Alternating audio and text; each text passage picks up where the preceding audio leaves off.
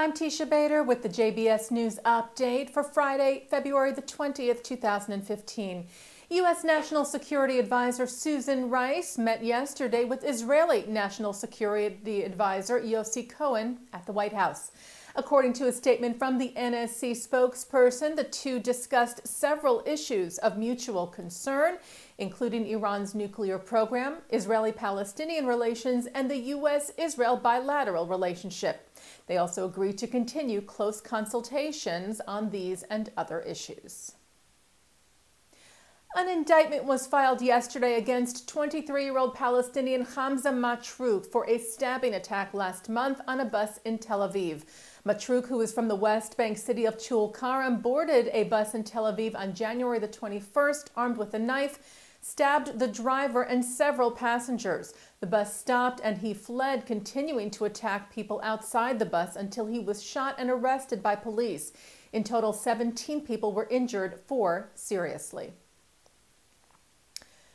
Prosecutors in Belgium yesterday indicted the alleged accomplice in the fatal shooting attack on the Jewish Museum in Brussels that left 4 people dead, including an Israeli couple, in May of last year.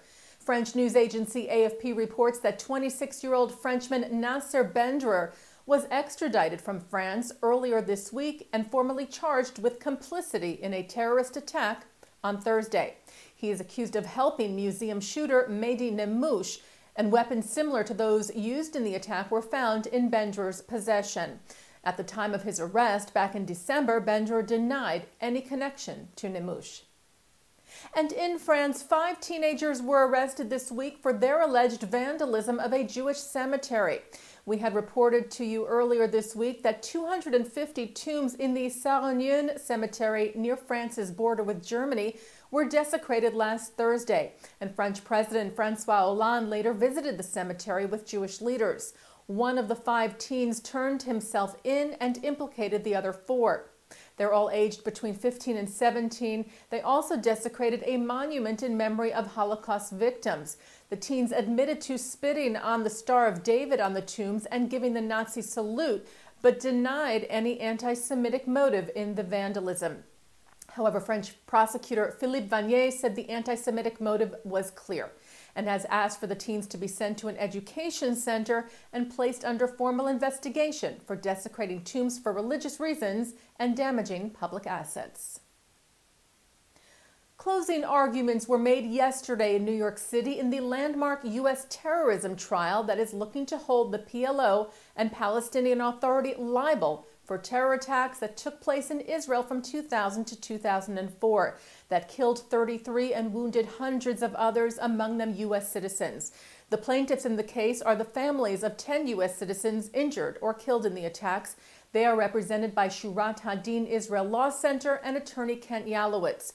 They brought the lawsuit under the U.S. Anti-Terrorism Act, which allows victims of U.S. designated foreign terrorist organizations to seek compensation. The jury in the civil case now begins deliberations. The student government of Northwestern University narrowly passed a resolution yesterday to divest from companies doing business with Israel. According to the school's paper, the Daily Northwestern, the vote passed with 24 in favor, 22 against, and 3 abstentions. It urges the university to divest from companies whose products are accused of being used by Israel to violate Palestinian human rights. This is just the latest effort of the BDS, or Boycott, Divestment and Sanctions movement, that seeks to delegitimize the State of Israel. Although sponsors of the resolution, New Divest, claim they are only interested in divestment and not boycott or sanctions.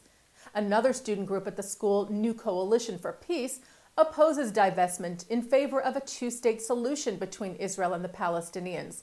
One of its members said New Divest is firmly linked to BDS. Another student expressed their concern that the resolution passed yesterday would strain dialogue between groups on campus. Student Josh Schwartz told the school paper that passing the resolution risked placing a major obstacle in the path to mutual understanding and empathy, both at Northwestern and between Israel and the Palestinians. An interfaith rally in London yesterday brought together Christians, Jews, and Muslims in a show of unity against the recent terror attacks in Paris and Copenhagen. Religious leaders joined the more than 100 people who walked from London's main mosque at Regent's Park to the Central Synagogue and then to Westminster Abbey. Among those faith leaders, Chief Imam at London's Central Mosque, Sheikh Khalifa Izzat, who told AFP the terrorists hope to divide us, but these atrocities are uniting us. The March of Unity was organized under the Interfaith Coexist program. And that's the JBS News Update for Friday, February the 20th, 2015. Remember, live Shabbat services are coming up at 6 tonight from New York City's Central Synagogue. And looking ahead to this Sunday at 1 p.m., we will air coverage of the Solidarity Gathering hosted by the American Jewish Committee with the Jews of Denmark after the murder outside the Copenhagen Synagogue last weekend. That's here on JBS and jbstv.org. I'm Teisha Bader. Shabbat Shalom.